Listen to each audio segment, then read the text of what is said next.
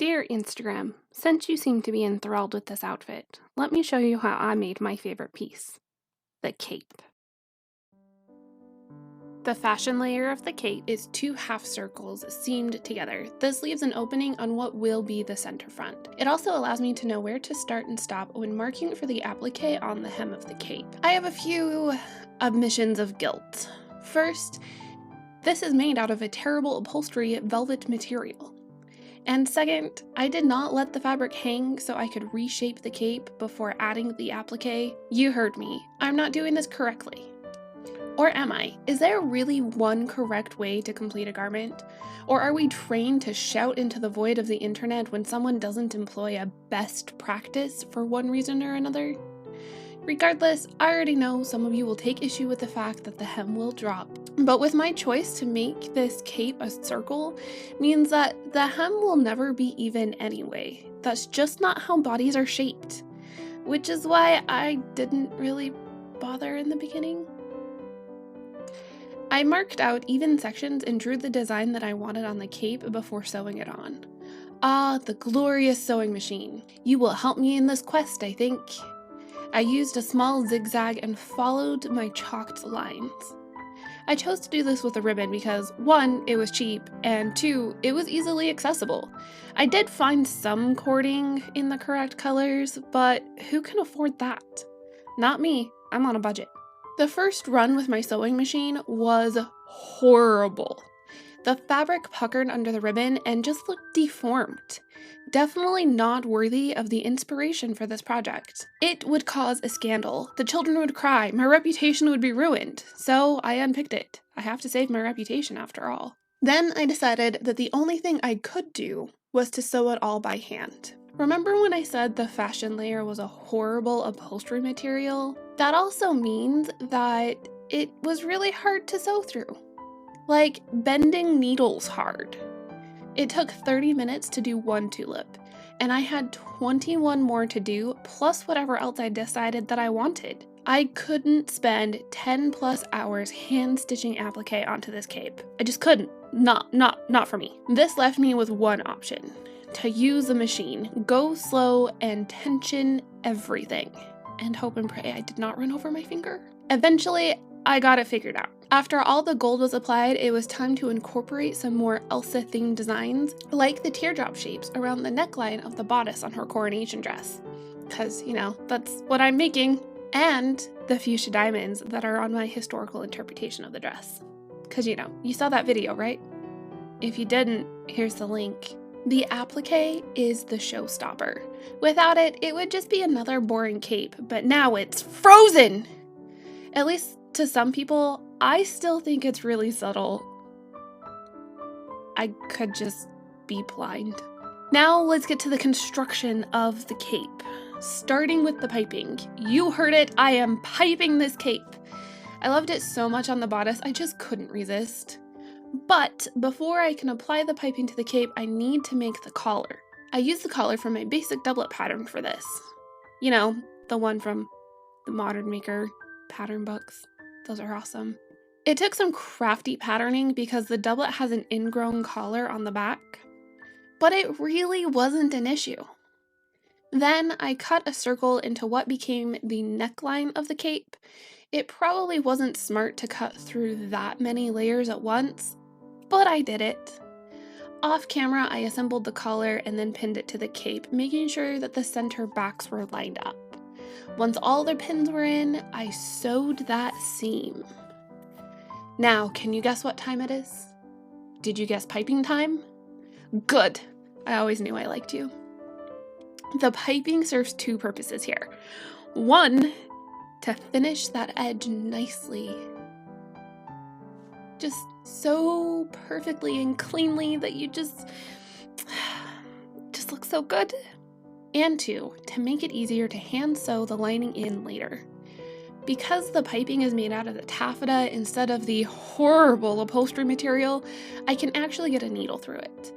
While I was at the machine, I also sewed the ties for the cape. After they were sewn, it was time to turn them. Yes, I know there are better ways of doing this. Remember what I said about not letting the cape hang before doing the applique? We're not really going for best practices here. We're going for functional and for beauty. So I realized I didn't film anything to do with the collar, so I'm just going to show you that real quick. I have 2 layers of horsehair canvas that I zigzagged together on my machine. Originally I tried pad stitching them together, did not have the patience or the attention span, but the zigzagging worked great. And then I did a catch stitch to hold them into place, because you don't really want overlapping seam allowance with horsehair. Anyway, this is what will give the collar all of the structure, so that way it'll stand up straight, which I'm really excited about. The other thing that I have done is I've put some black piping around the entire outer edge and also sewed on some ties. So I'm excited. I'm going to go sit on my couch and edge stitch the piping down where it is going to be a little bit cooler and nice and comfy. So this is the current state of the cape. I have the lining fully assembled. I have all of the piping catch stitched down. And so the next step is I'm going to let this hang for a couple of hours. Just to kind of settle out, and then I'm probably going to start pinning at the center back here, just folding the raw edge under and pinning it to the piping, and then I'm going to prick stitch the entire lining in. The other thing I did to the lining was I added a hanging loop here, just so that way I would have multiple ways to hang up my cape. I sewed the collar seam of the fashion and lining layers together so they wouldn't pull out and deform the cape if I chose to use the hanging loop. I also made sure to reinforce it really well at the points of the hoop. Then it was on to pinning in the lining. I took my time and made sure that all the seams matched up, as well as folded the corners nicely. Then the next step was to start prick stitching. The prick stitch was commonly used to sew in linings in 1500s clothing. And since this is an 1890s cape that was riffed off of late 1500s fashion, I might as well use historical techniques, right? I mean, picking and choosing what techniques you use is a thing, right? Alright, let's talk about linings and how they can go horribly wrong super quick and what to look out for in your lining. Tips and tricks I learned from, working in tailoring.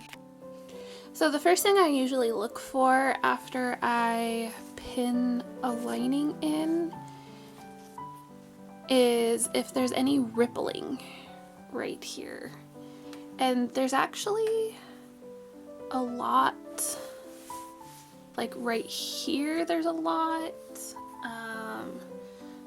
over this way there's a lot. It's just not hanging as nicely as I think it should. So you can see that maybe it's not showing up on camera, but there's rippling here too. And what that means is that the lining is pulling up the fabric. So like this is a dramatic example. If the lining was like that much shorter, it would be pulling this up. But it's only like ½ an inch too short because I cut it wrong and there's no seam allowance. So to fix that, I've got this matching ribbon that I'm going to just use to have a finished edge. It's not perfect, but it will be thinner and a little bit more practical than trying to cut a bias cut strip of the lining fabric and use that. So I pinned the lining and the fashion layer together, making sure that there were no ripples. Then I took it over to my table and pinned the ribbon in place. Look at all those beautiful pins.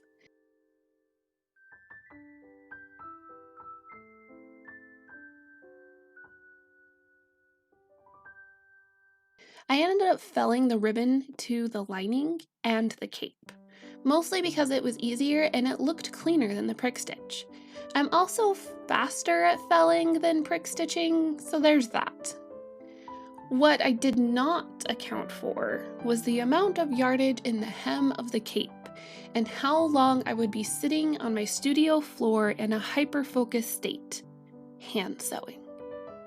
It took all day, but the result was worth it.